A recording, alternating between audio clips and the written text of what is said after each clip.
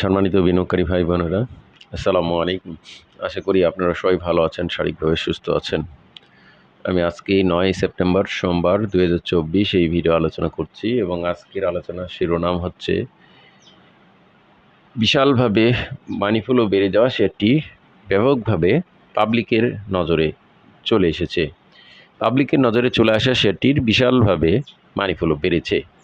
এই শিরোনাম নিয়ে বন্ধুরা আমি আজকে যে শেয়ারটি আলোচনা করব, এই শেয়ারটি পাবলিকের নজরে চলে আসা বলতে আমি ভ্যালুর দিক দিয়ে টপ লিস্টে থাকা বোঝাতে চেয়েছি এবং ব্যাপকভাবে মানি ফ্লো বাড়া বলতে শেয়ারটির টেকনিক্যাল ইন্ডিকেটরে মানি ফ্লোর ব্যাপক বৃদ্ধিকে বোঝানো হয়েছে। তো আমাদের ধারাবাহিক আলোচনারই অংশ হিসেবে আজকের এই আলোচনা। তো আমরা আজকে যেই শেয়ারটি আলোচনা করব শেয়ারটি কিন্তু একরকম বটম লেভেলের মধ্যে রয়েছে, কারণ সেটি বেশ কিছুদিন ধরে এই লেভেলের মধ্যে আশেপাশে ওঠানামা করছে এবং সেটি টেকনিক্যালিভাবে একটা ভালো অবস্থান তৈরি করেছে বিধায় আমি আজকে টেকনিক্যাল, ফান্ডামেন্টাল, লজিক্যাল সমস্ত বিষয়গুলোই আপনাদের সামনে তুলে ধরব। আর আপনারা অবশ্যই জানেন যে আমার এই আলোচনার মানে এটা নয় যে আপনাদেরকে বাই বা সেল করানোর জন্য আলোচনা করছি। আমার আলোচনা শুধুমাত্র শেয়ারটির অবস্থান জানানো বোঝানোর ধারাবাহিকতার আলোচনায় এই আলোচনা। তাই অবশ্যই নিজে জেনে বুঝে নিশ্চিন্তা নেবেন, এই আলোচনা দেখে কেউ বাই সেল করবেন না। বন্ধুরা, যারা চ্যানেলটি এখনও সাবস্ক্রাইব করেনি দয়া করে চ্যানেলটি সাবস্ক্রাইব করবেন এবং আলোচনার ভিডিওটি লাইক দিয়ে শেয়ার করে দেবেন। আজকের আলোচনা কিন্তু শেয়ারটি আলোচনার শুরুতে আমি আপনাদেরকে যে বিষয়টি বলে রাখি, আইটি সেক্টরের আমাদের আজকের আলোচনা হবে এবং আইটি সেক্টরের এই আলোচকৃত শেয়ারটি আমরা ইতিপূর্বে অনেকবার শেয়ারটি নিয়ে দাম উঠানামার খেলা দেখেছি। তো তারপর বেশ কিছুদিন স্থিমিত ছিল। আমরা এবার শেয়ারটির টেকনিক্যালিভাবে ভালো একটা পজিশন তৈরি হয়েছে, আমি সেটা দেখাবো আপনাদেরকে। প্রথমে ফান্ডামেন্টাল বিষয়গুলো যদি দেখাই তাহলে দেখছি ভ্যালুর দিক দিয়ে ৬ নম্বরে অবস্থানে থাকা অগ্নি সিস্টেম 58,47,282টি ভলিউম নিয়ে 20,11,00,000 টাকার শেয়ার ট্রানজ্যাকশন করে 2276টি ট্রেড হয়ে দিন শেষে 1 টাকা 50 পয়সা দাম বেড়ে 4.48% ইনক্রিজ করে 35 টাকা ক্লোজ প্রাইস ছিল গত দিন।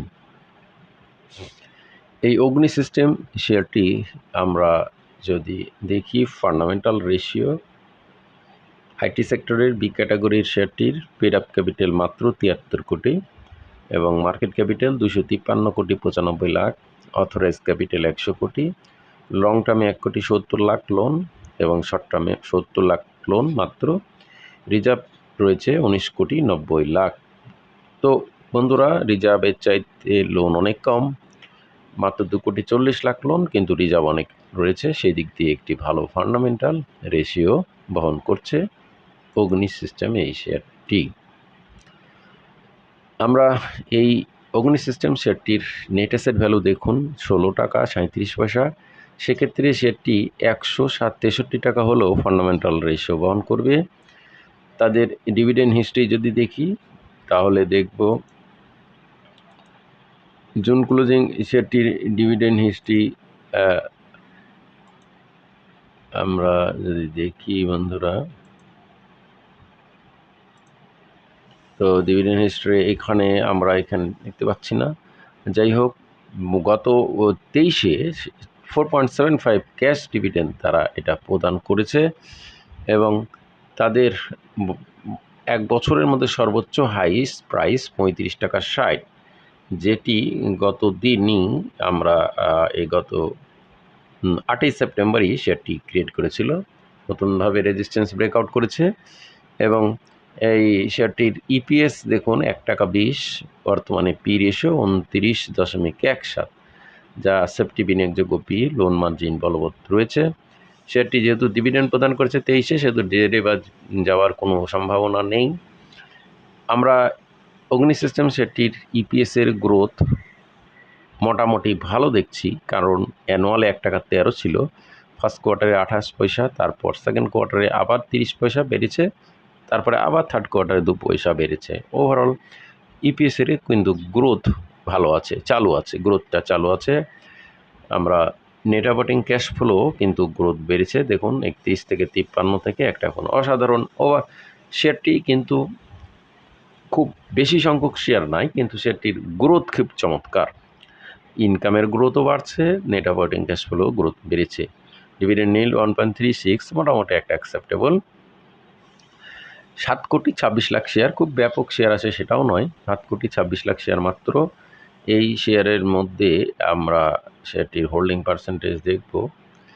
তার আগে শেয়ারটির আমরা যদি দেখি 300 দিনের মধ্যে অ্যাভারেজ প্রাইস 29 টাকা 20, তো সেই লেভেল থেকে কিন্তু অনেক বর্তমানে বেশি রয়েছে প্রাইসটি। আমরা হোল্ডিং পার্সেন্টেজটা যদি দেখি তাহলে দেখছি 7,26,00,000-এর মধ্যে 31শে আগস্টের এটা পার্সেন্টেজ আমরা দেখেছি। ডিরেক্টরের কাছে 32.34%, 2,35,00,000। গভর্নমেন্টের কাছে নেই, ইনস্টিটিউটের কাছে 0.97 কমিয়ে 11.88%, 86 লাখ। ফরেন কোটায় কোনো শেয়ার নেই, পাবলিকের কাছে 0.97 বেড়ে 55.78%, 4,05,00,000 শেয়ার।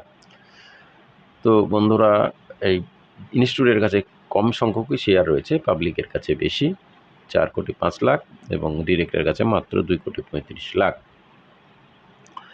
300 দিনের মধ্যে শেয়ারটির এভারেজ প্রাইস 29 টাকা 20, ম্যাক্সিমাম 35.60, যেটা গত দিন হাই ক্রিয়েট করছিল। এভারেজ ভলিউম 15,57,000, সেই ভলিউম থেকে কিন্তু অনেক বেশি ভলিউম রয়েছে, ম্যাক্সিমাম ভলিউম 82,20,000। তো এ ধরনের ভলিউম রিসেন্ট টাইমে আমরা দেখতে পাই নাই। তো বন্ধুরা দেখুন, এই ধরনের ভলিউম আমরা রিসেন্ট টাইমে 28শে জুলাই দেখেছিলাম 35 টাকায়। এই 82 লাখ ভলিউম হয়েছিল, যেটা সর্বোচ্চ ভলিউম। এরপর শেয়ারটি আবার কারেকশন হয়ে 32 টাকা 31.50 পয়সা পর্যন্ত চলে আসে এবং এরপর আবার শেয়ারটির প্রাইস আপ করে। তো 31.50-এ শেয়ারটি আমরা ওভারঅল ধরে নিতে পারি 32 লেভেলে স্ট্রং সাপোর্ট রয়েছে। বর্তমানে 35, খুব একটা দাম কিন্তু হাই অবস্থানে নাই, কিন্তু শেয়ারটির এভারেজ প্রাইসই আমরা যদি দেখি তা 29 টাকা 20, সে লেভেল থেকে অবশ্য বেশি রয়েছে, কিন্তু রিসেন্ট টাইমে শেয়ারটি 32 লেভেলেই ঘোরাঘুরি করেছে। জুলাইয়ের 16 তারিখে যে 28 টাকা ছিল, সে লেভেলের পর আর শেয়ারটি প্রাইস আপ হয়ে 35 যাওয়ার পর, সর্বোচ্চ ভলিউম হওয়ার পর সেটি আবার কারেকশন হয়ে 31.20 একটা লোয়েস্ট নামে ওভারঅল 32 টাকায় শেয়ারটি এভারেজ প্রাইস করে।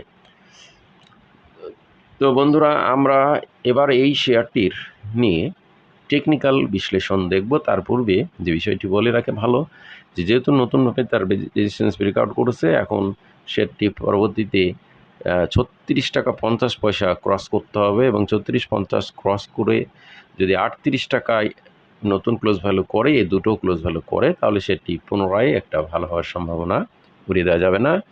আমরা এবার এই শেয়ারটি নিয়ে টেকনিক্যাল পজিশন দেখব। বন্ধুরা, আমরা অগ্নি সিস্টেম শেয়ারটি, আইটি সেক্টরে এই শেয়ারটির এবার টেকনিক্যাল বিশ্লেষণে ফিরে এসেছি। আপনাদের অনুরোধ করব সংক্ষিপ্ত এই টেকনিক্যাল বিশ্লেষণটি খুব কম ইন্ডিকেটর দিয়ে আপনাদেরকে বোঝানোর চেষ্টা করা হবে। আশা করি অবশ্যই বুঝতে চেষ্টা করবেন। প্রথমেই আমরা শেয়ারটির দেখব গত দিন বুলিশ ক্যান্ডেল নিয়ে দিন শেষ করেছে, তারপরে বিয়ারিশ ক্যান্ডেল, তার পূর্বের দিন বুলিশ, তার পূর্বের দিন বুলিশ, পরপর দুদিন বুলিশ ক্যান্ডেলের পর তারপরের দিন বিয়ারিশ এবং গত দিন বুলিশ ক্যান্ডেল নিয়ে, বিগ বুলিশ ক্যান্ডেল নিয়ে দিন শেষ করেছে এবং ইচিমোকু ক্লাউডের উপরে রয়েছে এবং সুপার ট্রেন্ড অলরেডি অনেক আগে থেকেই বাই সিগন্যালে কনভার্ট রয়েছে।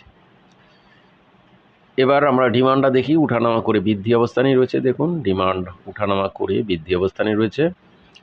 ফিশার ট্রান্সফর্ম আমরা ইন্ডিকেটরটা যদি দেখি, দেখুন সুপার স্ট্রং আপট্রেন্ড লেভেলে রয়েছে, ব্লু লাইন অরেঞ্জ লাইন থেকে ডিস্টেন্সে এবং জিরো লাইন থেকে অনেক উপরে থেকে সুপার স্ট্রং আপট্রেন্ড লেভেল রয়েছে।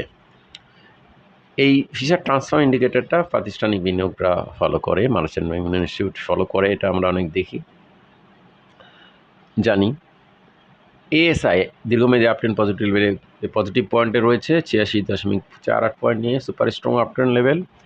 এডিএক্সের মান আমরা দেখছি স্ট্রং পয়েন্টের কাছে চলে এসেছে এবং ঊর্ধ্বমুখী অবস্থান রয়েছে এবং সমন্বিত রয়েছে। দেখুন ডিএক্স, এএসআই, ফিশার ট্রান্সফর্ম এবং ম্যাকডি ইন্ডিকেটার।